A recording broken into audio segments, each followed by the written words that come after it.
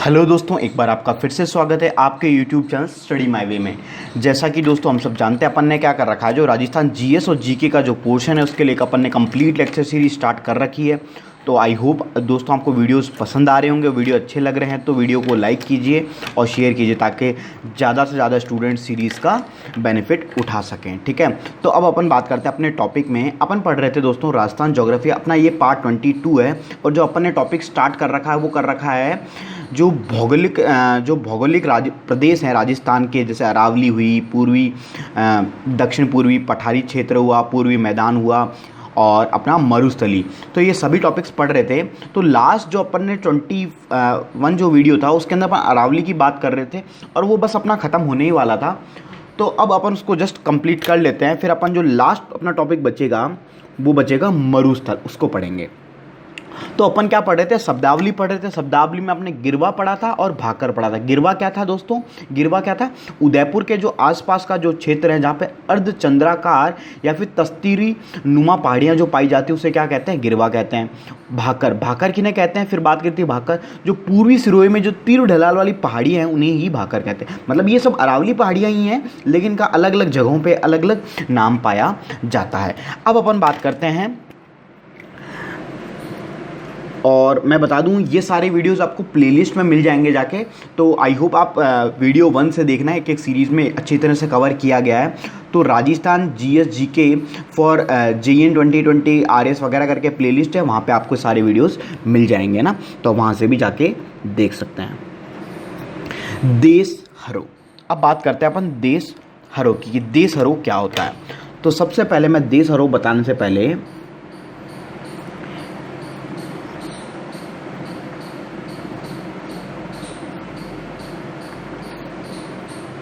ये अपनी पहाड़ियाँ हैं अरावली की, और ये जो पहाड़ी है ये है जरगा की पहाड़ी।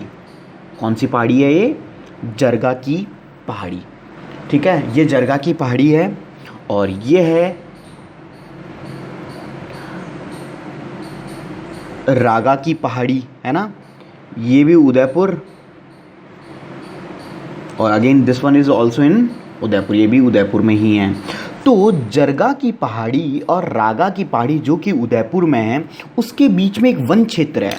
ये वन क्षेत्र में क्या सिनेरियो है, क्या सीन है कि जो यहाँ के जो वन है, जो यहाँ का भूभाग है, ये क्या है ना, जो वन क्षेत्र है ये वर्ष भर हरा भरा रहता है। और इस हरे भरे वनों को या हरे भरे भूभाग को क्या बोलते हैं, देश हरो।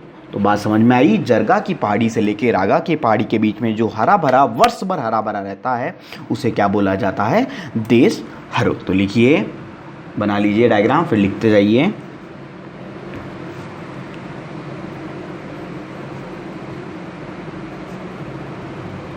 उदयपुर में जरगा तथा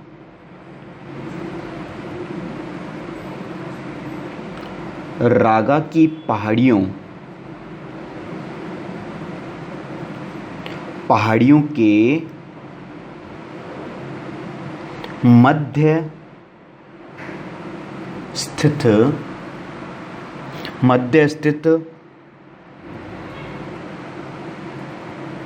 वर्ष भर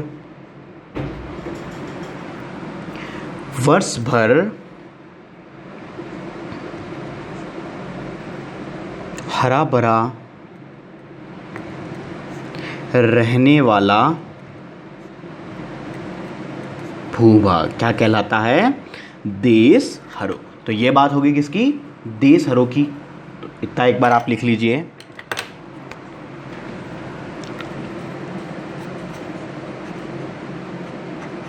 समझ में तो आ रहा है आई होप, ठीक है।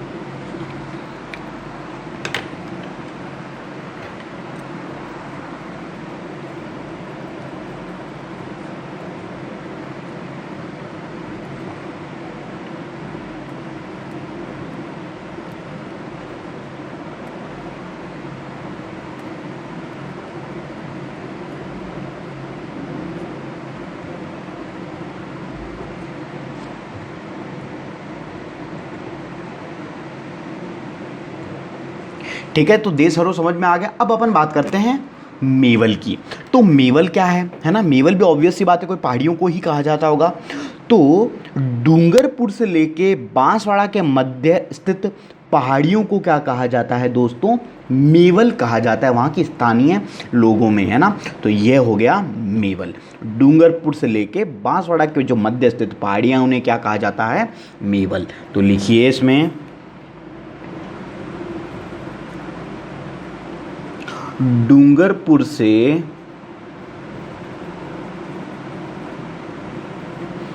से बांसवाड़ा के मध्य स्थित पहाड़ियाँ क्या कहलाती है, मेवल। तो यह बात हो गई अपने मेवल की। ठीक है, तो लिख लीजिए। और यह जो अपना अरावली जो प्रदेश था, जो अपना थर्ड पार्ट था, वो भी कंप्लीट हो गया। ये दो टॉपिक अपने बचे थे अरावली में।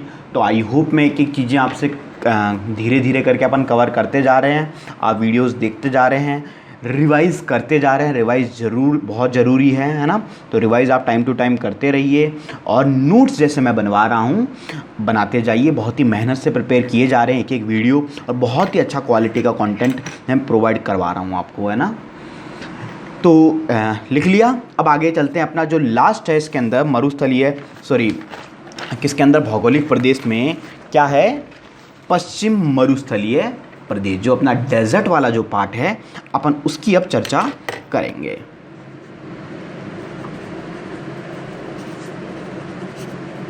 पश्चिमी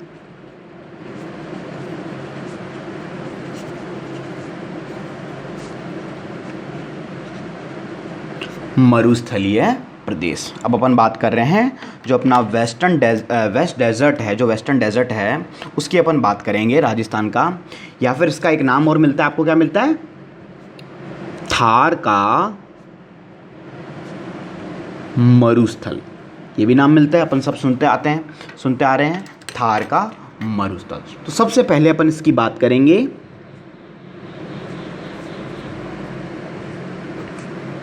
उत्पत्ति की। तो उत्पत्ति कैसे हुई, तो अगर मैं बात करूं, इसमें लिखिए, थार के मरुस्थल की उत्पत्ति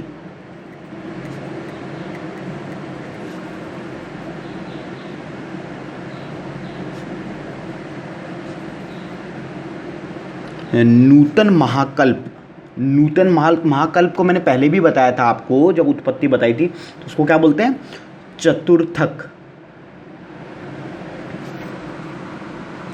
चतुर्थक महाकल्प है ना। महाकल्प के कौन से काल में,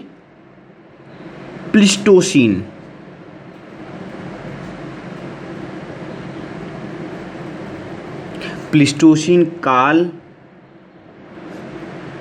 में टेथिस सागर के अवशेष के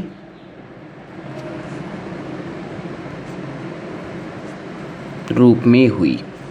ठीक है, तो उत्पत्ति की अपन बात करें तो थार के मरुस्थल की उत्पत्ति कौन से महाकल्प, नूतन महाकल्प को क्या बोला जाता है, चतुर्थक महाकल्प भी बोला जाता है। उसके कौन से काल में, प्लीस्टोसीन काल में।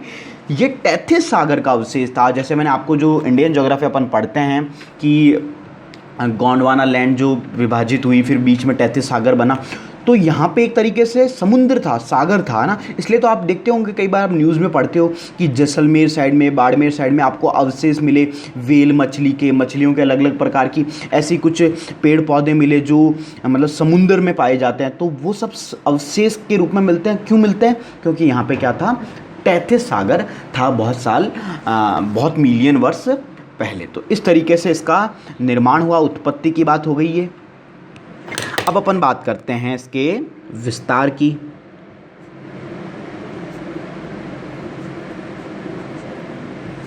तो मैं विस्तार की बात करूं तो अगर राजस्थान का क्षेत्रफल की बात करें, राजस्थान का टोटल एरिया में से कितना एरिया कवर करता है, तो ये करता है 61.11%।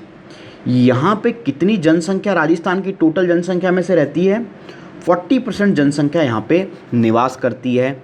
और ज़िले कितने हैं, ज़िले हैं टोटल यहाँ पे 1233 में से। ठीक है, तो ज़िले कितने हो गए, 12। ठीक है,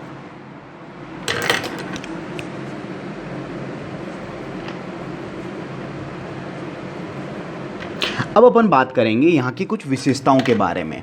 तो सबसे पहले मैं बात करूँ उसकी सबसे पहली विशेषता क्या है कि जो थार का मरुस्थल है विश्व का जनसंख्या तथा जैव विविधता की दृष्टि से सबसे बड़ा मरुस्थल है। मतलब मरुस्थल तो बहुत सारी जगह हैं वर्ल्ड के अंदर, लेकिन सबसे ज़्यादा जो जनसंख्या और जैव विविधता आपको मिलेगी वो कहाँ मिलेगी, थार के मरुस्थल में मिलेगी। जबकि क्षेत्रफल की दृष्टि से राजस्थान का जो नंबर आता है 17वें नंबर पे आता है। मतलब इससे ऑलरेडी 16 बहुत बड़े बड़े मरुस्थल विश्व में अपने हैं। तो लिखिए, आप देखते होंगे राजस्थान में जैसे अपन नॉर्मल यहाँ रहते हैं, वो जैसलमेर, बाड़मेर, इधर सब जालोर साइड में आराम से नॉर्मल लोग रहते ही हैं। मरुस्थल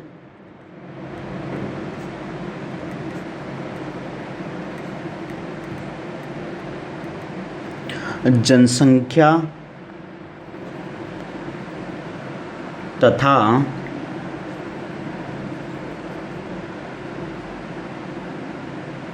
जैव विविधता की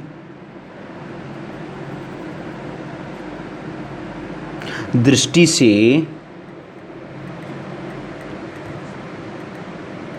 सबसे बड़ा मरुस्थल है। जबकि बात करें क्षेत्रफल की, एरिया वाइज क्षेत्रफल की दृष्टि से विश्व में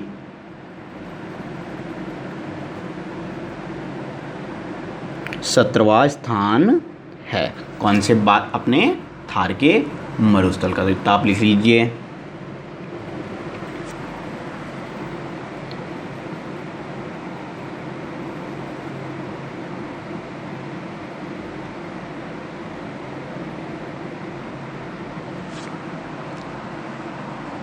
अब दूसरी विशेषता की मैं बात करूं तो जो अपना थार का मरुस्थल है, जो भारत में जो मॉनसून आता है किधर से, जो अपना इंडियन ओशन से, हिंद महासागर से जो अपना मानसून आता है इस तरीके से, जैसे ये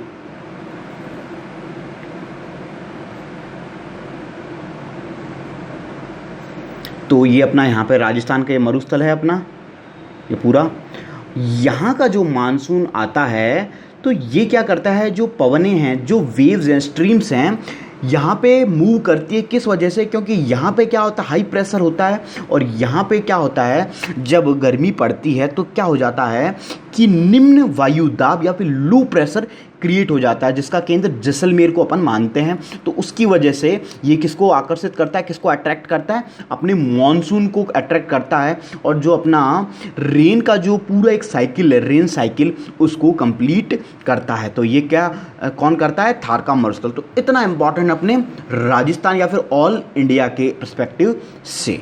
ठीक है, तो लिखिए इसमें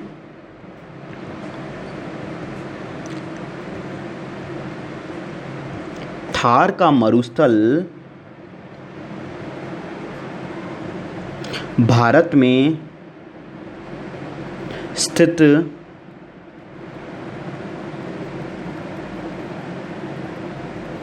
निम्न वायुदाब का केंद्र है,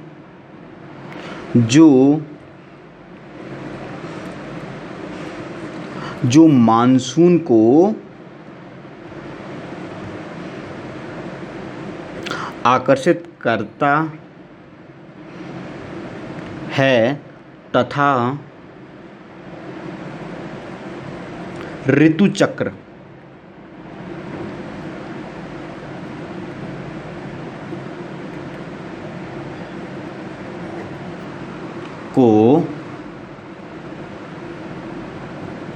नियमित करता है। ठीक है, तो ये बात हो गई किसके, अपने विशेषता की, दूसरी विशेषता की बात हो गई। ठीक है, तो इतना लिख लीजिए आप।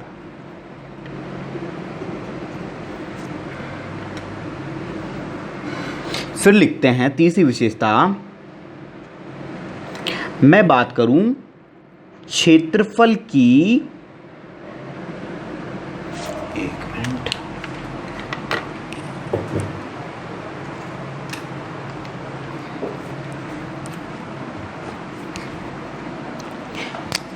क्षेत्रफल की दृष्टि से राजस्थान का सबसे बड़ा है।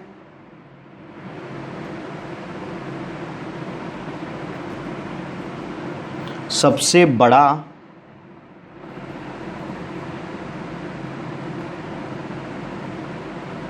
भौतिक प्रदेश तथा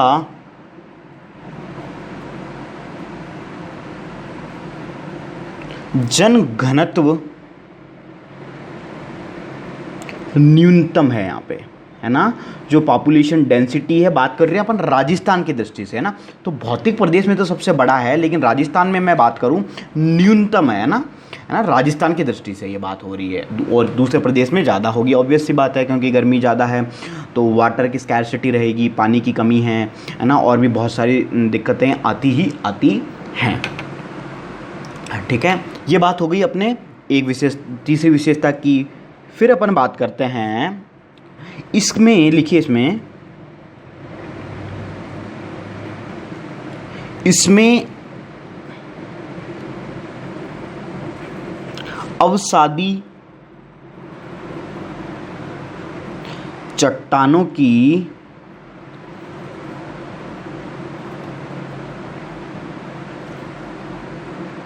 प्रधानता है, जिसमें जीवाश्म खनिज जैसे कोयला,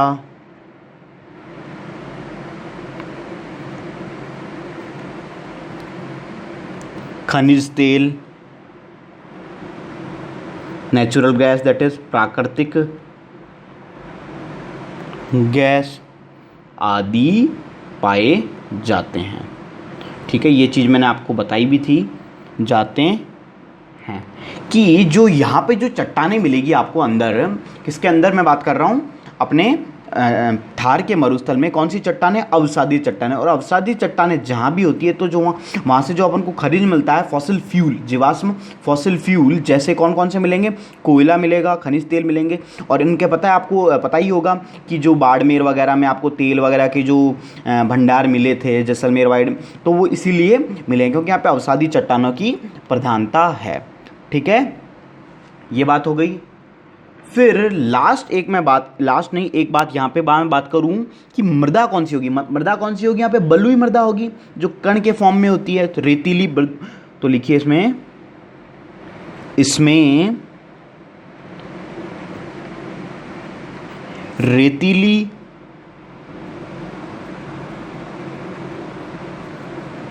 बलुई मृदा, और इसका नाम है अपना एंटीसोल। क्या नाम है, एंटीसोल का विस्तार है। ठीक है, रेतीली बलुई मृदा, या फिर इसको क्या बोला जाता है, एंटीसोल बोला जाता है, उसका विस्तार है। लिख लीजिए आप इतना।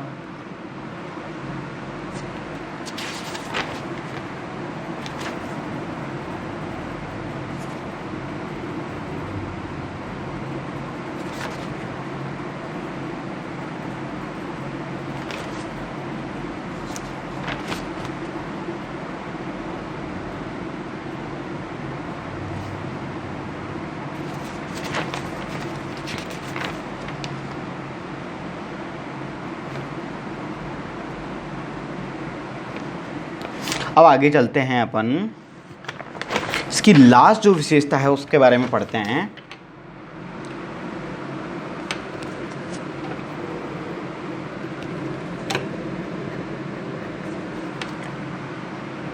सबसे लास्ट विशेषता है अपनी, यहाँ पे मैं बात करूँ, प्रमुख नदी जो है वो है लूणी नदी। कौन सी नदी है? इस प्रदेश की प्रमुख नदी है लूणी नदी। तो लिखिए, इस प्रदेश की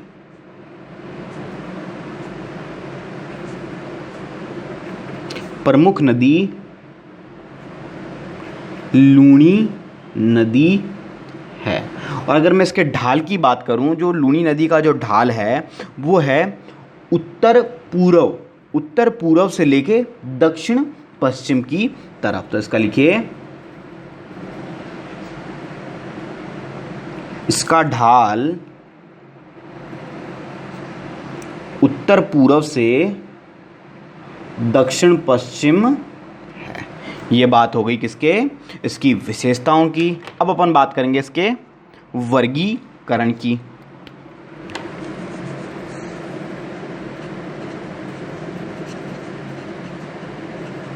आपने यहां तक लिख लिया, अब आगे लिखते हैं वर्गीकरण। अब वर्गीकरण में देखिए, इसका दो प्रकार से इसका वर्गीकरण किया जाएगा।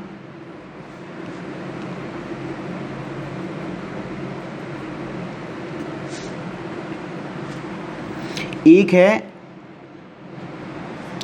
अर्ध शुष्क प्रदेश। कौन सा? अर्ध शुष्क प्रदेश, जो मतलब अर्ध का मतलब आधा शुष्क है ना, और दूसरा शुष्क प्रदेश जो पूरी तरह शुष्क है ना, मतलब सूखा एकदम। शुष्क प्रदेश के अंदर मैं बात करूं तो आपके यहाँ पे दो प्रकार से फिर क्लासिफिकेशन अगेन। पहला है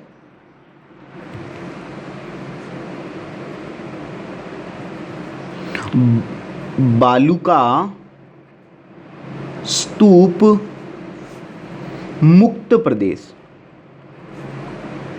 क्या मतलब है बालू का स्तूप मुक्त प्रदेश? मतलब आपको पता होगा कि जो रेगिस्तान है वहाँ पे क्या चलते हैं, बालू के पहाड़ बन जाते हैं ना, तो वो उन पहाड़ों को क्या बोला जाता है, मतलब वो रेत उड़ती रहती है, आपने देखे होंगे कई बार मूवीज़ में, है ना। तो वो जो बालू का स्तूप बनते हैं उसको, बालू के पहाड़ बन जाते हैं उनको क्या बोलते हैं, बालू का स्तूप। तो शुष्क प्रदेश में भी है कि जो वह प्रदेश जो बालू का स्तूप मुक्त है वहाँ पे नहीं है, तो वो कितना है, 41.50% एरिया ऐसे हैं। ठीक है, इसके अंदर कौन कौन से आती हैं, कौन कौन से मतलब जगह हैं? हम्मादा, मतलब ये क्या नाम है ना, हम्मादा, रैग। इसके बारे में क्या होता है वो एक एक चीज़ पढ़ेंगे अपन। अभी अपन क्लासिफाई कर रहे हैं। लाठी सीरीज,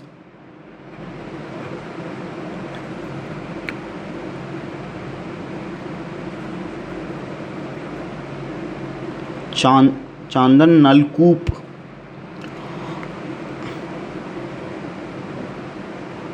आंकल गांव,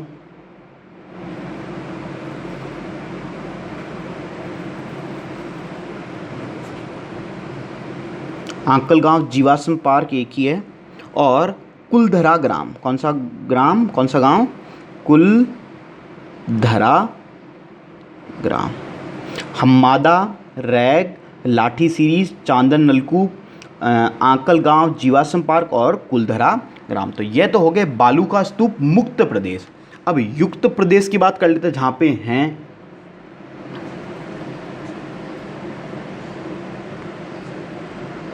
बालू का स्तूप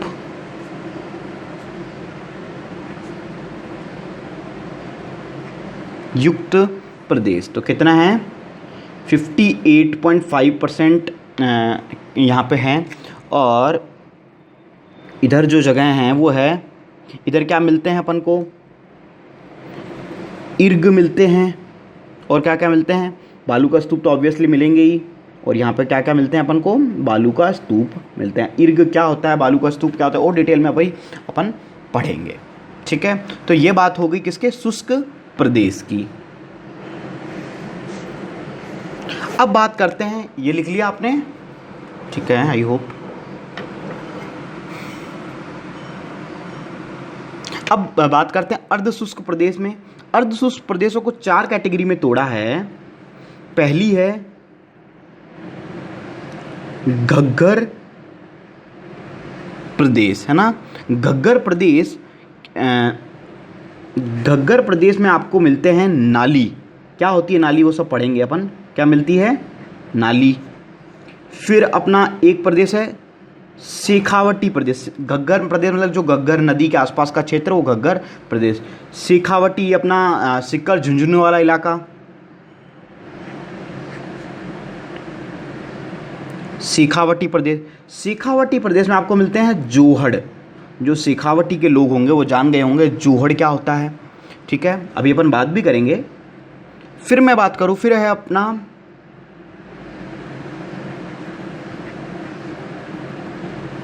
नागौरी उच्च भूमि।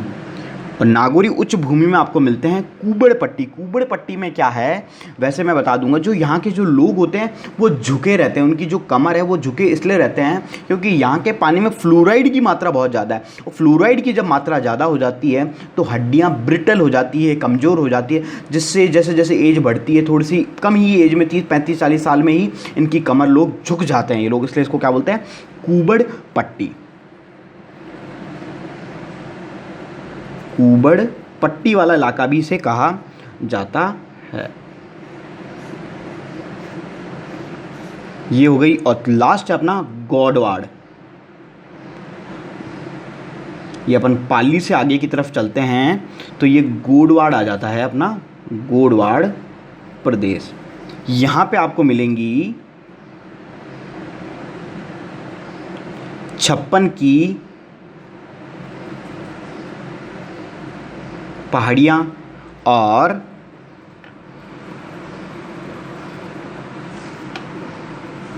56 की पहाड़ियाँ और जसवंतपुरा की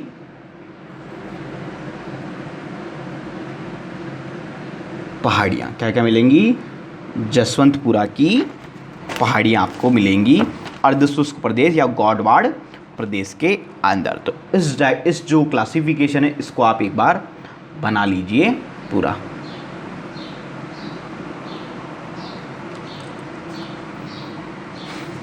फिर अपन एक एक चीज़ की बात करते चलेंगे।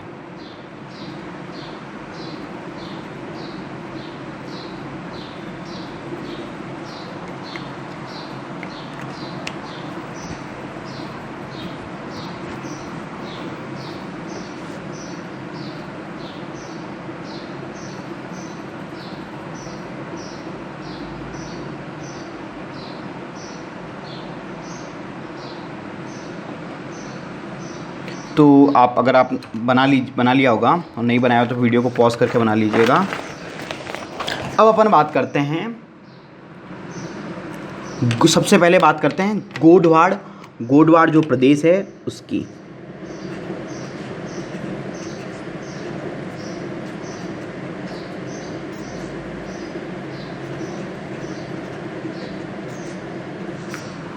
गोडवाड़ प्रदेश। तो सबसे पहले मैं बात करूं गोडवाड़ प्रदेश कौन से इलाके को कहते हैं, तो इसमें लिखिए जालोर, पाली, जोधपुर, बाड़मेर का लूनी नदी के किनारे स्थित प्रदेश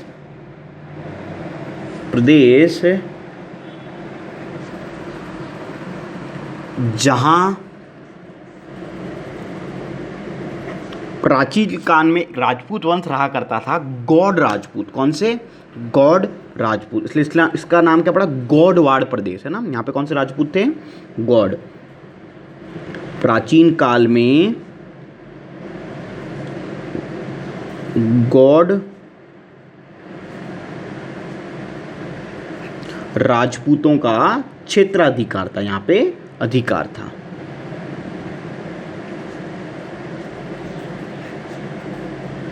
क्षेत्राधिकार था। तो कौन कौन सा इलाका है? जालोर, पाली, जोधपुर और बाड़मेर। और कहाँ पे? लूनी नदी के किनारे।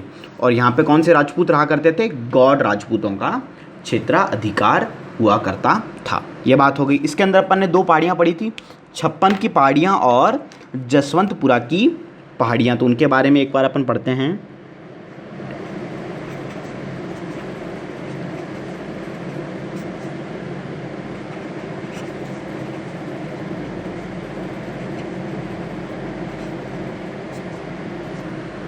तो 56 की पहाड़ियाँ अपनी कहाँ पे है? ये है अपनी बाड़मेर में। ठीक है, बाड़मेर में है ये अपनी। अब पहले इसका एक डायग्राम बनाइए इस तरीके से।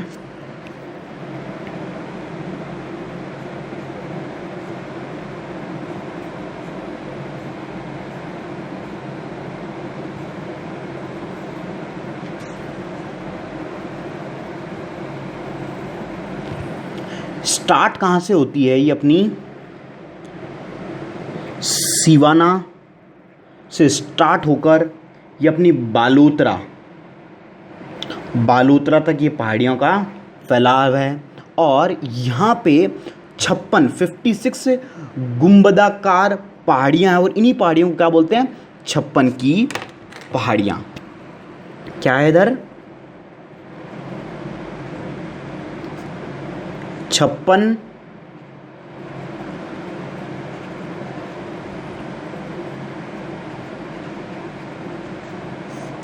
गुंबदाकार पहाड़ियाँ हैं आपके 56 की पहाड़ियों में। ठीक है, अब यहाँ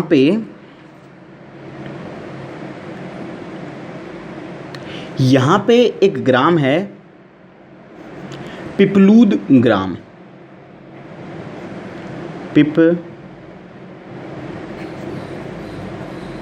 पिपलूद ग्राम इसी 56 की पहाड़ियों पे है। और यहाँ पे पश्चिमी राजस्थान में जो सर्वाधिक वर्षा होती है वो इसी ग्राम में होती है, इसी जगह में होती है।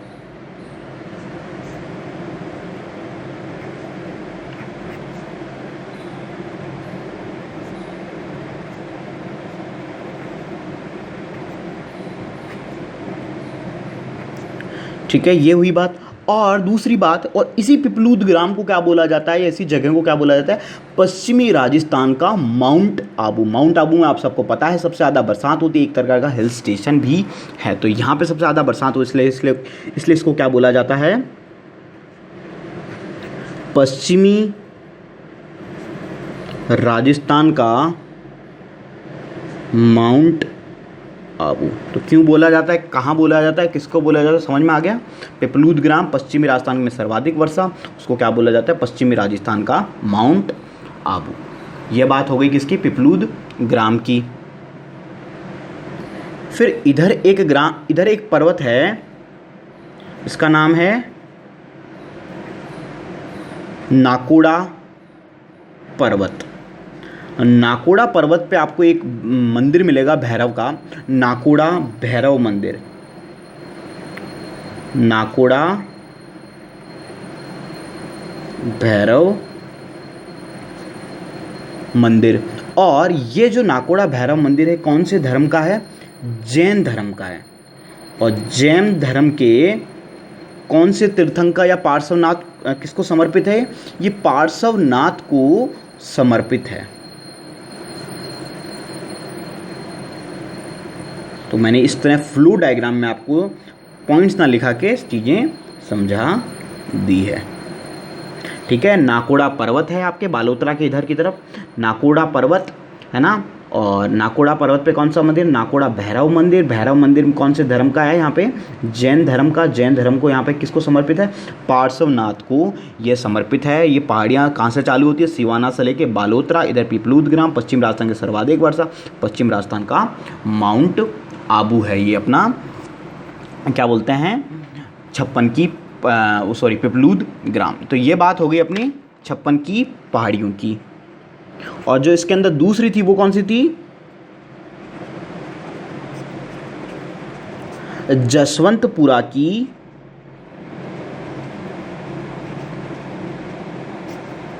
पहाड़ियाँ। तो जसवंतपुरा की मैं पहाड़ियों की अगर मैं बात करूं तो ये अपनी जगह हैं, कौन सी जगह में है, जालोर में है ये अपना जसवंतपुरा की पहाड़ियाँ। ठीक है, अब देखिए इधर मैं डायग्राम बनाता हूँ, डायग्राम।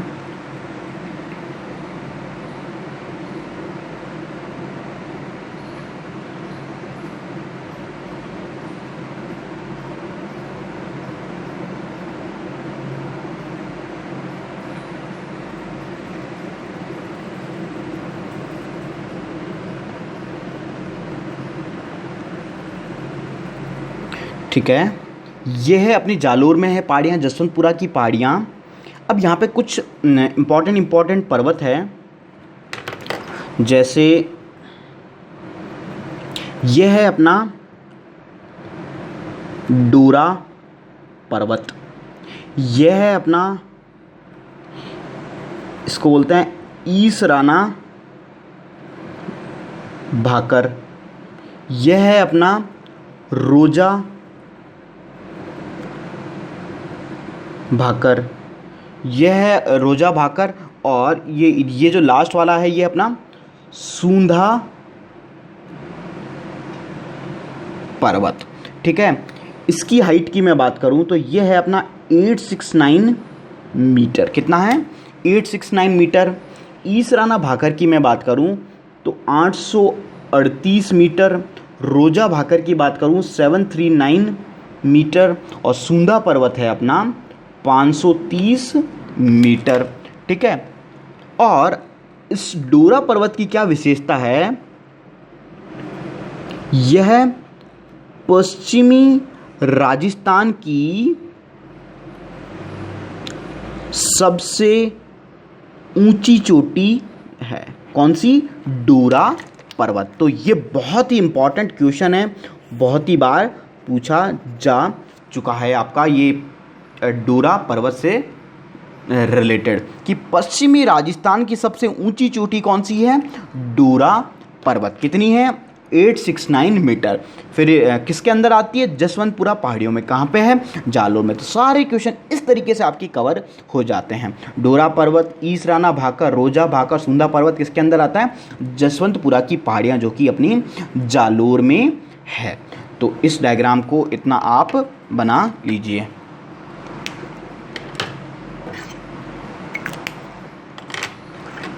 ठीक है दोस्तों, तो आज के वीडियो में अपन इतना ही रखते हैं। आगे का वीडियो में एक लेक्चर में कंप्लीट कर लेंगे अपन, है ना। तो आई होप आपको चीज़ें समझ में आ रही होंगी। और दोस्तों वीडियो अच्छे लग रहे हैं तो लाइक कीजिए, शेयर कीजिए, और कैसे लगते हैं ये भी हमें कमेंट करके ज़रूर बताइए। और कोई भी डाउट आता तो भी आप बता सकते हैं। Thank you for watching our video.